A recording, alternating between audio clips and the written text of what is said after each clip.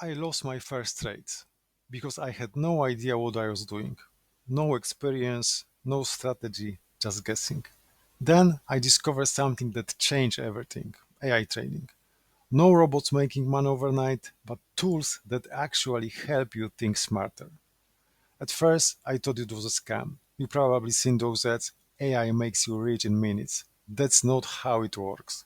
So I kept it simple. I didn't try to build bots. I didn't learn coding. I just started using tools that were already available. I focused on three things: trend direction, moving averages, and RSI. That's it. No complex systems, just clear signals. My biggest mistake: trying to trade too much too fast. AI doesn't fix bad habits, it just makes them faster. What worked was slowing down, waiting for clear setups, using data, not emotions. That's when things started to change. AI won't make you rich overnight, but can give you an edge if you use it the right way. If I had to start again from zero, I would exactly this: simple tools, clear strategy, and patience.